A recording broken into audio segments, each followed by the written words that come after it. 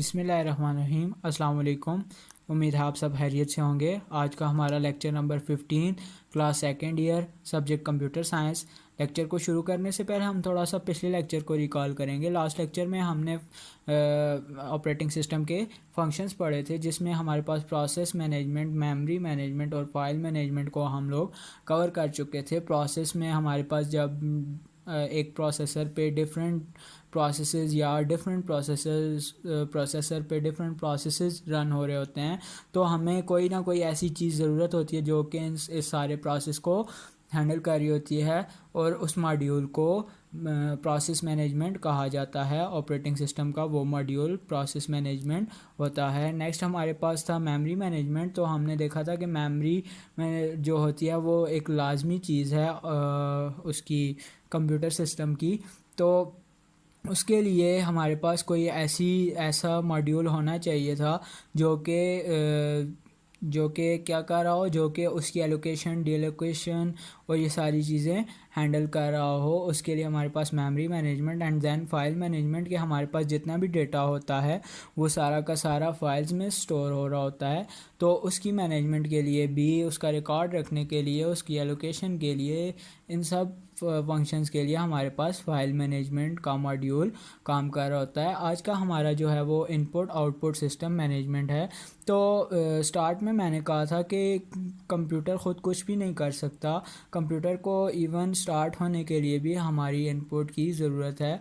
तो हमारे पास जो इसकी कंप्यूटर की बेसिक नीड है वो है इनपुट, और जो उसका रिज़ल्ट है वो है आउटपुट।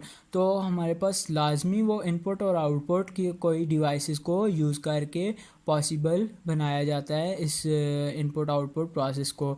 तो उन डिवाइसेस को, उन जितनी भी हमारे पास इनपुट और या आउटपुट डिवाइसेस होती हैं, उनको हैंडल करना, उनको कंट्रोल करना, उनको वर्केबल बनाना जो होता है, वो हमारे पास इसका जो ऑपरेटिंग सिस्टम का जो मॉड्यूल, जो हमारे पास डिवाइस मैनेजर होता है, वो जो होता है वो इसको हैंडल कर रहा होता है और उन हार्डवेयर को, उन आईओ डिवाइसेस को वर्केबल बना रहा होता है।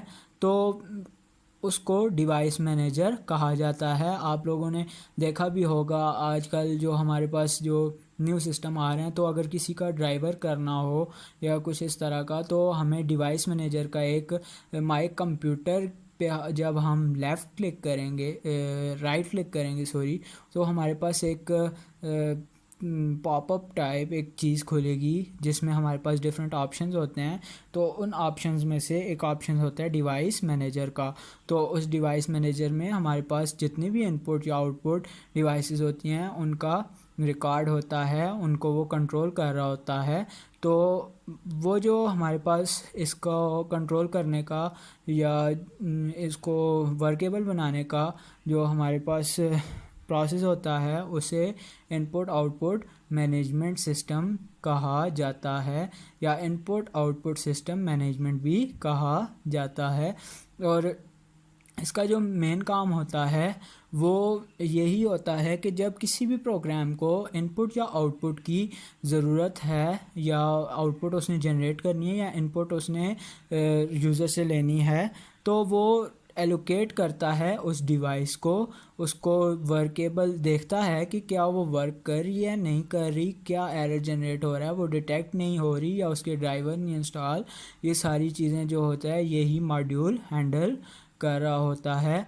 और इसके अलावा इसका जो एक और बहुत ज़्यादा जो एडवांटेज है वो याद हो, मैंने फ़र्स्ट लेक्चर में ही कहा था कि अगर हमें इस ऑपरेटिंग सिस्टम के अलावा जो है कीबोर्ड चलाने के लिए भी, जो उसको डिटेक्ट करवाने के लिए भी कोडिंग लिखनी पड़ती है, वो हम नहीं लिख सकते। वो इसी का काम है, यही कर रहा होता है। इसके अलावा ये डिफरेंट डिवाइसेस के जो ड्राइवर्स होते हैं उनकी इंस्टॉलेशन और उनको एक्सेस करने में मदद दे रहा होता है। ये हमारे पास एक डायग्राम है जिसमें हमारे पास टॉप पे यूज़र्स, फिर एप्लीकेशन प्रोग्राम्स, फिर operating system, driver and hardware. तो ये हमारे पास एक इसकी डायग्रामेटिकल जो है वो प्रेजेंटेशन है इनपुट आउटपुट सिस्टम मैनेजमेंट की। टॉप पे हमारे पास डिफरेंट यूज़र्स हैं जो कि डिफरेंट रिक्वेस्ट जनरेट कर रहे हैं एप्लीकेशन प्रोग्राम्स पे, और एप्लीकेशन प्रोग्राम्स जो हैं वो ऑपरेटिंग सिस्टम को बता रहे हैं, और ऑपरेटिंग सिस्टम फिर उन ड्राइवर्स को देख रहा है कि क्या वो ड्राइवर्स ठीक हैं, वो डिवाइसेस एक्सेप्टेबल हैं, और अगर इन पे जो है वो काम हो रहा है, और फिर ड्राइवर्स जो होते हैं वो हार्डवेयर से वो चीज़ ले रहे होते हैं। अगर इसको हम दूसरी तरफ से देखें तो हार्डवेयर के लिए ड्राइवर्स की ज़रूरत होती है, और ड्राइवर्स को इंस्टॉल करने के लिए ऑपरेटिंग सिस्टम की ज़रूरत होती है, और ऑपरेटिंग सिस्टम तो मस्ट होता है। तो हमारे पास जो डिफरेंट एप्लीकेशंस प्रोग्राम होते हैं वो जब वर्क कर रहे होते हैं तो वो भी ऑपरेटिंग सिस्टम पे ही इंस्टॉल होते हैं, और एप्लीकेशन प्रोग्राम्स तब वो रिक्वेस्ट जनरेट करते हैं जब डिफरेंट यूज़र या कोई एक यूज़र उनको यूज़ करता है। और ये हमारा था इनपुट आउटपुट सिस्टम मैनेजमेंट या इनपुट आउटपुट मैनेजमेंट सिस्टम। जो हमारे पास नेक्स्ट जो हमारे पास फंक्शन होता है ऑपरेटिंग सिस्टम का, वो सेकेंडरी स्टोरेज मैनेजमेंट उसको कहते हैं। तो जैसा कि देखा जाए तो हमारे पास एक प्राइमरी मेमोरी होती है या प्राइमरी स्टोरेज होती है, और एक हमारे पास सेकेंडरी स्टोरेज होती है। प्राइमरी स्टोरेज जो होती है वो हमने फर्स्ट ईयर में बहुत डिटेल में पढ़ चुके हैं, लेकिन फिर भी हम थोड़ा सा उसको रिवाइज़ करते हैं कि प्राइमरी स्टोरेज हमारे पास वोलेटाइल होती है और सेकेंडरी स्टोरेज हमारे पास नॉन वोलेटाइल होती है। तो हमारे पास ये जो सेकेंडरी स्टोरेज होती है ये हमारे पास परमानेंट डेटा को स्टोर करने के लिए यूज़ की जाती है, या इसमें हमारे पास डेटा जो होता है वो परमानेंटली सेव होता है। इसकी डिफरेंट जो हमारे पास एग्जांपल्स हैं वो है हार्ड ड्राइव, सीडी, डीवीडी, ये सारी चीज़ें।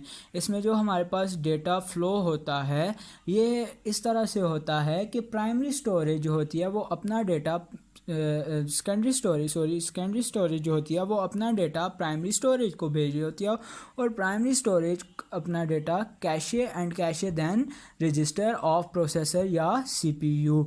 और इसी तरह से दूसरी तरह भी ये जब आउटपुट का ऑपरेशन हो रहा होता है तो हमारे पास ऐसा ही जो है वो उल्टी साइड से या ऑन द अदर हैंड ऐसा ही हो रहा होता है। और फिर हमारे पास ये जो हमारे पास सेकेंडरी स्टोरेज होती है या कोई भी प्राइमरी स्टोरेज है, सेकेंडरी स्टोरेज है या कोई भी स्टोरेज है, इवन रैम एंड अदर, तो इसमें जो हमारे पास डेटा होता है वो बाइट्स की फॉर्म में होता है। लेकिन हमारे पास प्राइमरी स्टोरेज और रजिस्टर वगैरह में ये हमारे पास जो होता है ये वॉलेटाइल मेमोरी होती है। तो इसमें डेटा एक दफ़ा इलेक्ट्रिसिटी गई, पावर गई तो डेटा लॉस। लेकिन हमारे पास सेकेंडरी स्टोरेज में डेटा जो होता है वो फिक्स किया जाता है बाइट्स या वर्ड्स में, और ये बाइट्स या वर्ड्स जो होते हैं ये हमारे पास जो सेकेंडरी स्टोरेज में डेटा स्टोर होता है वो बाइट्स मींस 8 बिट या वर्ड्स जो 16 बिट इसका कॉरेस्पॉन्डिंग बनता है इसकी फॉर्म में सेव होता है। और जो हमारे पास इनका जो डेटा होता है वो डिफरेंट एड्रेसेस की फॉर्म में, ये जो हमारे पास बाइट या वर्ड जो होता है ये हमारे पास एड्रेसेस पे मुश्तमिल होता है, या इनके डिफरेंट एड्रेसेस होते हैं लाइक और होम एड्रेस। तो इस तरह से ये काम कर रहा होता है। और इनका जो हमारे पास इससे जो डील कर रहा होता है सेकेंडरी स्टोरेज डिवाइस से, या जो मॉड्यूल हमारा डील कर रहा होता है ऑपरेटिंग सिस्टम का जो ये प्रोसेस होता है, इसे सेकेंडरी स्टोरेज मैनेजमेंट कहा जाता है। और हमारे पास ये जो स्टोरेज होती है जैसा कि मैं पहले बता चुका, ये टोटली एड्रेस पे बेस कर रही होती है कि हमारे पास डिफरेंट एड्रेसेस लाइक और होम एड्रेस। तो इस तरह से हमारे पास डिफरेंट एड्रेसेस जो होते हैं वो डिफरेंट मेमोरी लोकेशन को एड्रेस कर रहे होते हैं, और रजिस्टर के पास वही एड्रेसेस जा रहे होते हैं और उनको फर्दर प्रोसेस कर रहा होता है। और ये जो हमारे पास जितने भी एड्रेसेस होते हैं, लाइक अगर हम कहें कि जब हमारे पास 10 घर हों तो हम कहते हैं कि एक मोहल्ला हो गया।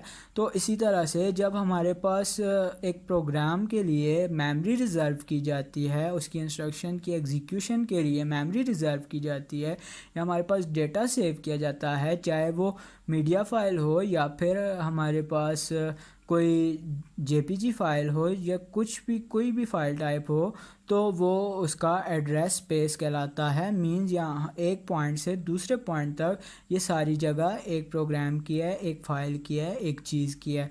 और जो ऑपरेटिंग सिस्टम का मॉड्यूल इसको मैनेज कर रहा होता है वो होता है सेकेंडरी स्टोरेज मैनेजमेंट या ये सेकेंडरी स्टोरेज मैनेजर। और ये जो हमारे पास ऑपरेटिंग सिस्टम जो है वो इसको बहुत ही इसकी कॉम्प्लेक्सिटी को जो है वो इसने आसान किया होता है। वरना हम डेटा सेव तो दूर, हम एक हार्ड ड्राइव भी अपनी स्टेटमेंट से, अपने इंस्ट्रक्शन से कंप्यूटर को डिटेक्ट नहीं करवा सकते। उम्मीद है आप लोगों को ये लेक्चर समझ आया होगा। अपना बहुत ख्याल रखिएगा। अल्लाह हाफिज़। और किसी भी किस्म की कोई भी क्यूरी हो डू मेंशन इन कमेंट।